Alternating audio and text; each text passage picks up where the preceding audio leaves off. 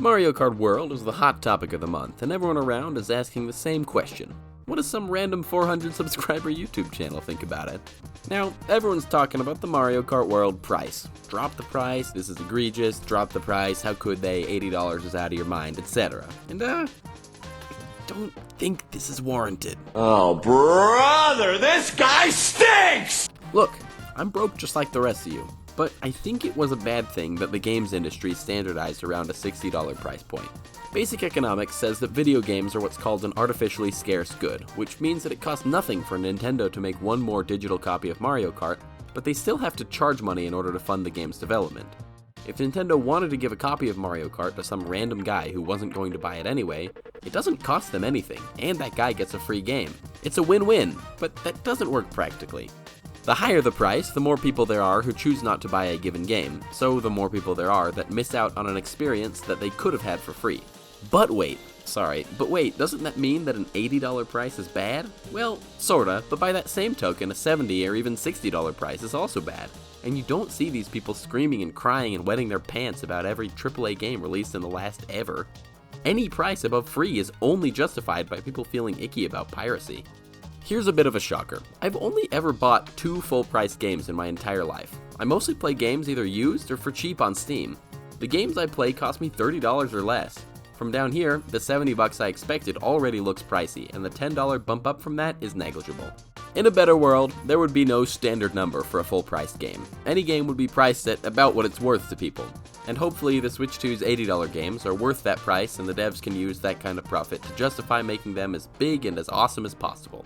Speaking of the game being awesome, put simply, the driving in Mario Kart World looks like it could be incredible. The straight line experience will almost certainly be better than any previous games. The rail grinding, charge jumping, and wall riding look like they'll make the flow of driving in World really incredible, even on sections that don't have tight turns or crazy set pieces. The plane transformation looks to not be much different from gliders, but driving on top of water looks like it could be really cool, and it certainly adds more variety from regular driving than underwater driving ever did.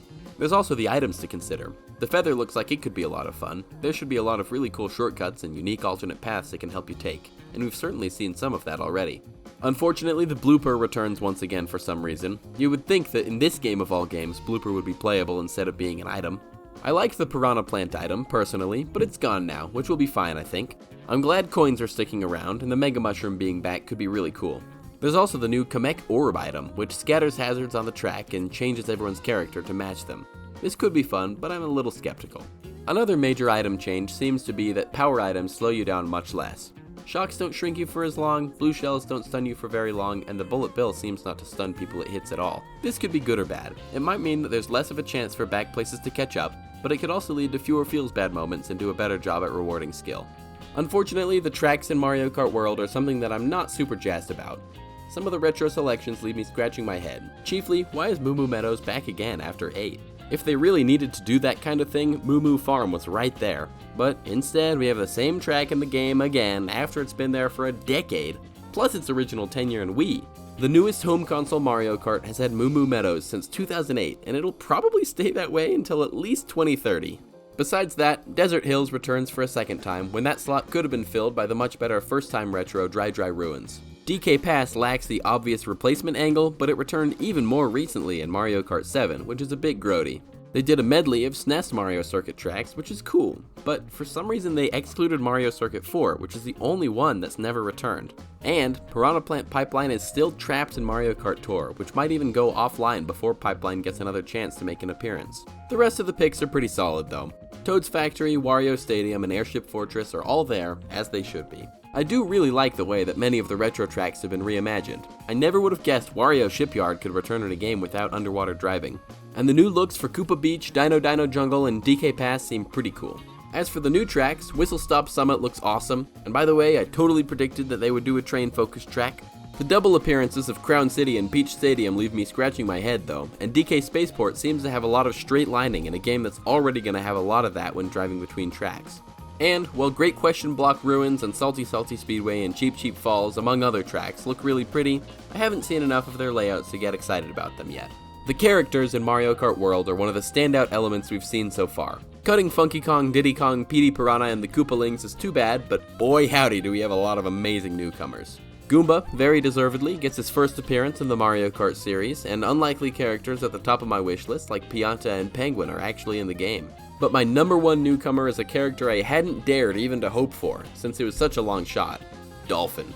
Bro, I have wanted to play as Dolphin ever since I saw him on that board in Mario Party 8. Plus, we see Pokey, Cataquack, Sidestepper, the iconic Cow, Cheep Cheep, and many more crazy deep cut characters. You can be a bee, Charge and Chuck, Conkedor, Spike, Piranha Plant, Swoop, Fishbone, Parabittybud, Snowman, Hammer Bro, Monty Mole, Nabbit, friggin' Coin Coffer, shoot, even Luigi is in this game. Overall, this is an S tier character roster, easily in the running for number 1 of all time, right next to Mario Super Sluggers. The weirdest inclusion is Coin Coffer, and the weirdest exclusion is Diddy Kong. Then on top of that, we get the costumes. Most of the major characters have a bunch of new or returning costumes, and we see some pretty cool options. For some reason though, the character select screen put all the costumes in as separate characters. If you have a lot unlocked, you'll have to scroll through a ton of pages to find the characters you want, and that's going to be pretty darn annoying.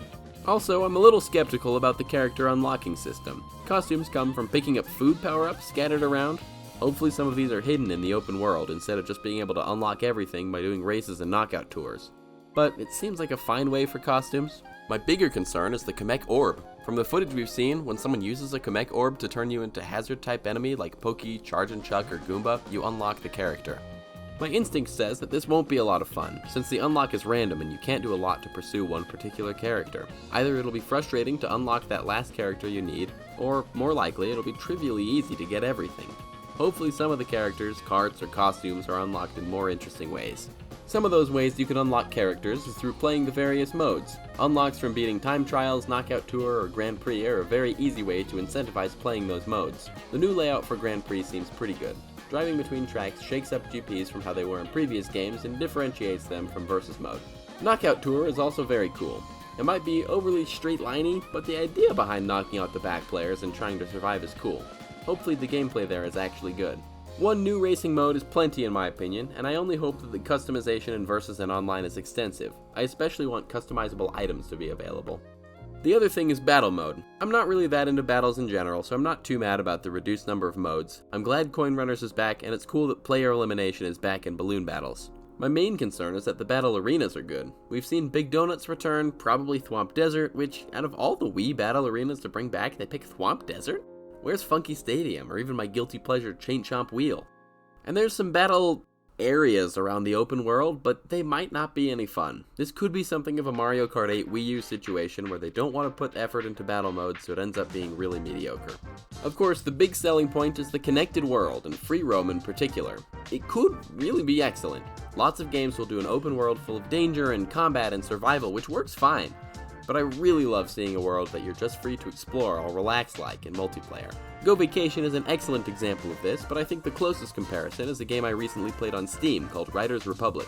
In that game I really enjoyed finding the collectibles scattered around and doing the mini challenges you could activate across the world, in addition to the regularly scheduled races. It seems that Mario Kart World's free roam will be much the same, and I'm quite excited for it. My hope here is that they're saving a little bit of the world and not showing it all off in trailers. Obviously, it would be naive to assume there's some whole story mode or extra tracks we don't know about, but it would be really cool to see a handful of more in-depth quests or boss fights in the world that hopefully have some really cool and unique unlockables. If King Bob-omb and Petey Piranha are in the game and that's how you unlock them, I will be over the moon. Get this one. Visually, World looks really nice. There's a new style to differentiate from 8, and the cartoony look is really fun. The card animations are amazing, and the characters are all so dynamic and unique. The color choices are nice as well. I love Mario Kart music, and while we haven't heard everything from this game, what we have heard has been really good. The main theme from the trailers especially is great. It's like Mozart, Kart. It's like the greatest piece of music that I've ever heard yet. Alright, that's what I've got to say. I haven't pre-ordered Switch 2 or anything yet because I don't want to get surprised by any weird hardware issues or whatever. I'll pick it up at retail when the opportunity arises. Okay, like and subscribe, I'm out of here.